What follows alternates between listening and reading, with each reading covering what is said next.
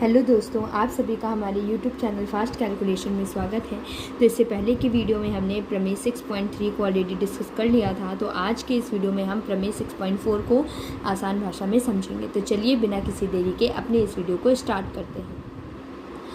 प्रमेय 6.4 में दिया गया है, यदि एक तिर्यक रेखा दो समांतर रेखाओं को प्रतिच्छेद करे तो तिर्यक रेखा के एक ही ओर के अंतःकोणों का प्रत्येक युग्म संपूरक होता है। संपूरक का मतलब हम आपको बता चुके हैं, जिन दो कोणों का योग 180 होता है उसे संपूरक कोण के नाम से जाना जाता है। तो सबसे पहले हम क्या करेंगे, जो भी हमें दिया गया है उसके हिसाब से हम अपने फिगर को बना लेते हैं। तो सबसे पहले बना लेते हैं।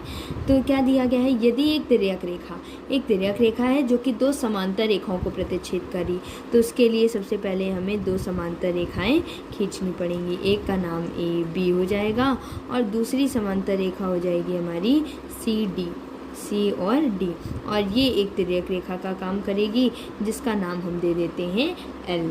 फिर उसके बाद क्या लिखेंगे, इसमें नाम लिख देते हैं सब कोणों के, 1 2 3 4, ये हो जाएगी 5 6 7 8, ये सारे हमारे क्या हो जाएंगे, कोणों के नाम हो जाएंगे।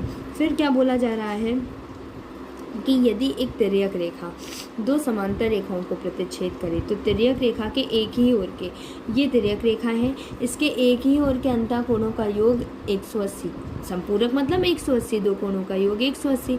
तो हमको क्या करना है, ये तिर्यक रेखा का काम कर रही है, इसके एक ही तरफ के अंतःकोण, मतलब कि तिर्यक रेखा ये है, इसके एक ही तरफ के अंतःकोण कौन कौन से हैं, 4 और 5 हैं, और इधर साइड के अंतःकोण कौन कौन से, 3 और 6।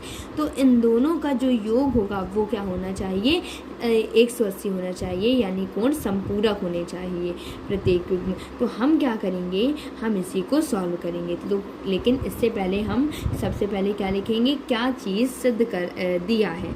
तो जो चीज़ें हमें दी गई हैं वो हम लिख लेते हैं। दिया है, क्या दिया गया है, दो रेखाएँ हैं, दो समांतर रेखाएँ, यहाँ पर हमें समांतर रेखाएं दी गई हैं, दो समांतर रेखाएं AB तथा CD हैं,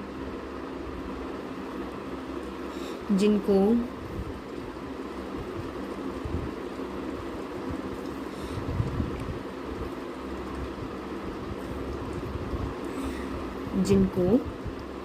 एक तिर्यक रेखा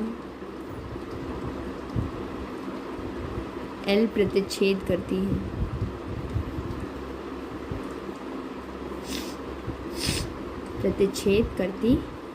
ठीक है, ये हमको दिया गया है। और क्या दिया गया है, प्रतिच्छेद करती, बस इतना ही हमें दिया गया है। अब उसके बाद हमें सिद्ध क्या करना है,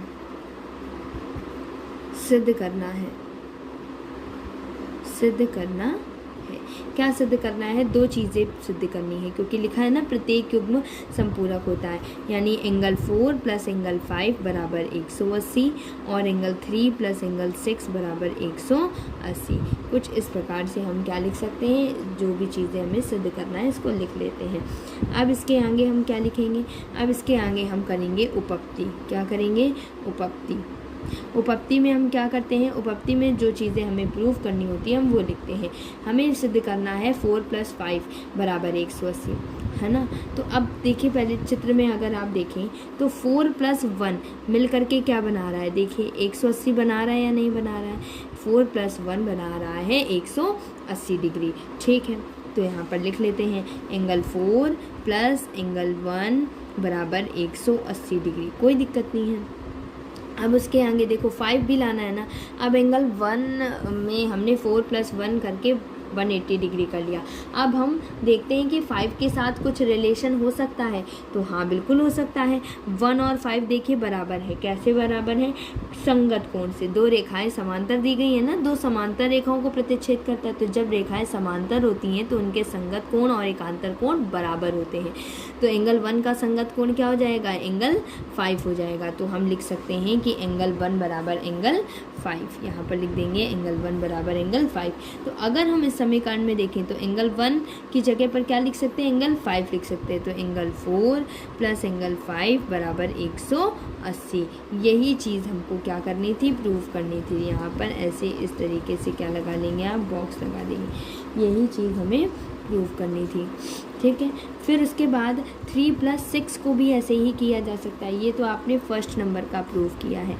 सेकंड हमारा क्या था, एंगल 3 + एंगल 6 बराबर 180। तो देखिए अगर हम देखें यहाँ चित्र में तो 3 + 2 भी मिलकर के क्या बना रहे हैं, 180 बना रहे हैं। तो यहाँ पर हम लिख लेते हैं एंगल 3 + एंगल 2 बराबर 180, कोई दिक्कत नहीं है। अब अगर हम देखें डायग्राम में तो 2 और 6 भी बराबर हैं। क्यों बराबर हैं, संगत कोण से बराबर है। तो जो चीज़ें हमें प्रूव करनी होती हैं हम उन्हीं से रिलेटेड इक्वेशन बनाने की कोशिश करते हैं। तो 2 और 6 बराबर हैं।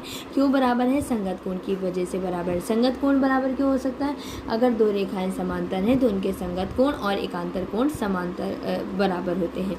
तो यहाँ पर चूँकि AB तथा CD समांतर हैं इसलिए हम बोल सकते हैं एंगल 2 बराबर एंगल 6 होगा। और किस कारण से बराबर होगा, एंगल 2 बराबर एंगल 6 संगत कोण की वजह से बराबर होगा। ये भी क्या है, ये भी संगत कोण की वजह से बराबर हुई है। ये किस वजह से हुई है, संगत कोण। और ये भी किस वजह से हुई है, संगत कोण की वजह से हुई है।